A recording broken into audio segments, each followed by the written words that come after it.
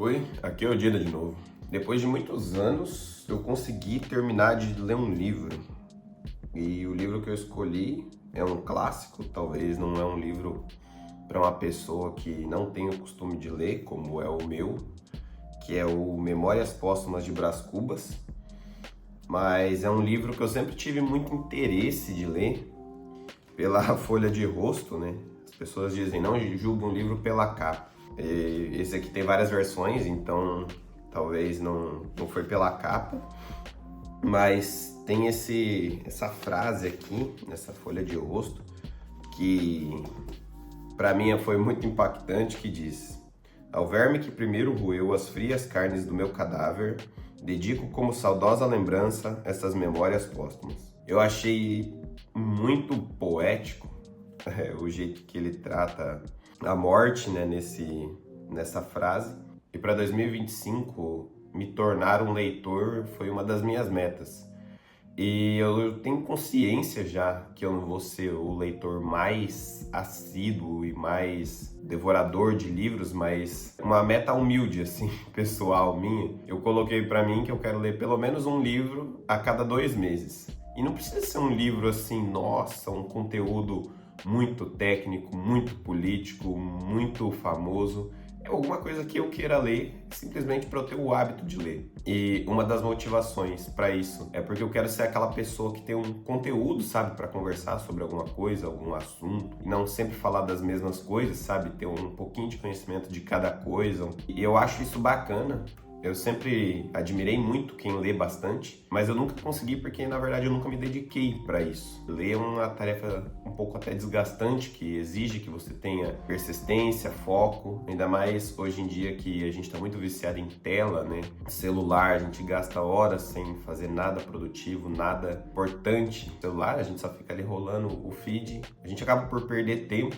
E a outra razão por eu querer começar a ler é que eu tenho tido horror a essas pessoas que não têm conteúdo de nada para falar. Parece que foi romantizado que é legal ser burro. E eu costumo dizer que a ignorância é uma bênção, né, no sentido de piada, porque de fato quanto mais informação você sabe, muitas vezes vai te trazer alguma angústia e isso é um pouco ruim, mas eu penso pro outro lado, tem sido uma angústia ver o quanto a nossa sociedade está ignorante e eu não quero isso para mim. Então eu me interessei a ler para não ser esse tipo de pessoa. Eu escolhi ler esse livro, honestamente, porque eu sempre tive medo da morte, mas eu gostei tanto dessa citação do começo aqui, dessa folha de rosto, que eu queria entender qual que era a perspectiva, né, de um escritor tão famoso sobre a morte. Eu queria ver o que tinha mais sobre isso dentro do livro. E eu vou falar para vocês que eu me decepcionei um pouco. Ele traz muitas reflexões sobre a morte que são muito boas e faz a gente pensar realmente, mas faltou, sabe? O livro é um romance e muitas vezes você esquece o próprio título porque você está envolvido na história, no que está acontecendo, e você esquece que o personagem principal,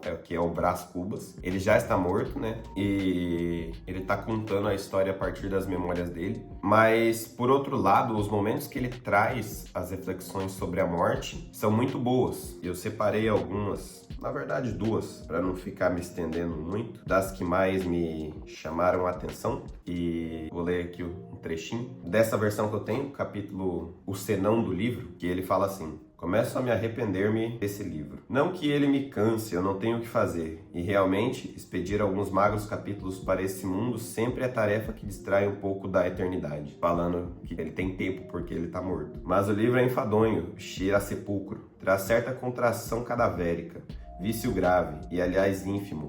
Porque o maior defeito desse livro és tu, leitor. Tu tens pressa de envelhecer e o livro anda devagar. Tu amas a narração direta e nutrida, o estilo regular e fluente, e esse livro e o meu estilo são como os ébrios. Guinam à direita e à esquerda, andam e param, resmungam, urram, gargalham, ameaçam o céu, escorregam e caem. É um pouco da crítica do nosso imediatismo, da gente querer as coisas muito rápido, talvez um pouco da teoria da internet, ou que a gente chama de geração TikToker, que só quer ver conteúdo rápido e não quer parar para se esforçar. E caem. Folhas misérrimas do meu cipreste, hei de cair, como quaisquer outras belas e vistosas. E se eu tivesse olhos, dar-vos-ia uma lágrima de saudade. Essa é uma grande vantagem da morte, que se não deixa a boca para rir, também não deixa os olhos para chorar. Eis de cair. E ao mesmo tempo que você reflete sobre a morte, você reflete sobre a vida, você reflete sobre o tempo, você reflete sobre o que você está fazendo, como você está aproveitando a sua vida. Então, esse capítulo em específico falou muito para mim, e eu acho que as críticas sobre a morte falam muito para mim sobre a vida, sobre como eu levo a minha vida, como eu quero levar, como eu quero aproveitar meu tempo. Então, esse é um dos grandes pontos que eu gostei desse livro. Outro trecho que eu gostei pra caramba é A Filosofia dos Epitáfios, que muitas vezes os capítulos do livro são curtinhos assim, e isso é uma das coisas que me incentivou a ler, porque como os capítulos são curtos, eu falo, vou ler mais um capítulo. E no final eu já tinha lido uns 5, 6 capítulos, porque eles são curtos, então pra quem tem dificuldade de ler, incentiva. Saí afastando-me dos grupos e fingindo ler os epitáfios. Isso aqui ele tá contando depois da morte de uma pessoa na história. E ele foi no velório. E aliás, gosto dos epitáfios. Eles são, entre a gente civilizada, uma expressão daquele pio e secreto egoísmo que induz o homem a arrancar à morte um farrapo ao menos da sombra que passou.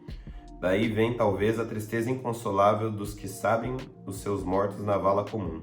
Parece-lhes que a podridão anônima os alcança a eles mesmos. Falando como que as pessoas se arrependem ou dão valor à vida depois da morte. A gente muitas vezes não dá valor pro nosso tempo e a gente só vai parar para refletir quando a gente vê a perda de alguém. Então, trechos como esse é o que fazem desse livro, pelo menos na minha opinião, é muito válido. Porém, não vou negar para vocês que é um livro muito difícil de ler, como os pequenos trechos que eu li terem um vocabulário muito rebuscado, com palavras muito difíceis. Esse livro aqui tem mais de 400 notas de rodapé, como eles dizem aqui na capa, e isso ajuda muito de fato, só que tem outras palavras que não tem. É bom você ter um conhecimento da língua portuguesa assim um pouquinho avançada, para ler esse livro com uma compreensão maior. Talvez eu releia ele no futuro, quando eu tiver um vocabulário um pouco melhor. Mas falando também da parte que eu não gostei, essa questão de se perder o romance no meio do que eu tava procurando, que era essas reflexões sobre a vida e a morte. Então muitas vezes ele não desenvolve bem um personagem, ou fica difícil você fazer links de onde aquele personagem veio, para onde ele vai, qual que é a relação dele com os personagens principais ou os personagens que estão sendo abordados nos capítulos que ele dá mais ênfase na história, no romance em si. E também os capítulos soltos, que é uma coisa que eu gosto porque ele faz um parênteses bom e vai te levar a refletir em outro ponto, só que isso fica um pouco desconexo da história. Então, como eu falei, talvez se você é um leitor mais assíduo, tem mais atenção a esses pontos, talvez você vai ler ele do início ao fim e vai ter uma compreensão muito maior do que eu. Então pode ser que no futuro seja uma boa ideia eu reler mesmo esse livro e ver se eu compreendo mais coisas. Eu acho que sim. E bom, como eu terminei, eu cumpri a minha meta nesses 2 primeiros meses, que era ler um livro. Não quer dizer que eu não possa ler mais, inclusive eu deva. Eu já escolhi o próximo e ele já chegou, que é O Velho e o Mar. Eu escolhi esse livro aqui, além dele ser um best-seller, foi uma recomendação do Arthur Miller, que é um rapaz que tem um canal no YouTube que eu gosto muito, que ele fala sobre temas muito pertinentes. E ele tem um quadro que chama Indica e Responde, onde ele fez o vídeo com a temática livros para quem não gosta de ler. Como eu sou um leitor iniciante, eu escolhi uma das recomendações dele, eu pesquisei um pouco, eu vi que é um livro curto, ele é bem fininho, deve ter umas 100, 150 páginas mais ou menos, de uma leitura fácil, e também vai trazer reflexões sobre a vida, porém numa história mais fácil de acompanhar. E outra razão é que O Velho e o Mar é uma música do Rubel, não sei se vocês conhecem, mas é um cantor, um músico brasileiro que eu gosto muito, e eu acho que no primeiro disco dele tem uma música que chama O Velho e o Mar, e é uma música que eu gosto muito, e automaticamente quando eu escutei o título do livro eu comecei a cantar a música na minha mente, e eu imagino que seja a trilha sonora desse livro.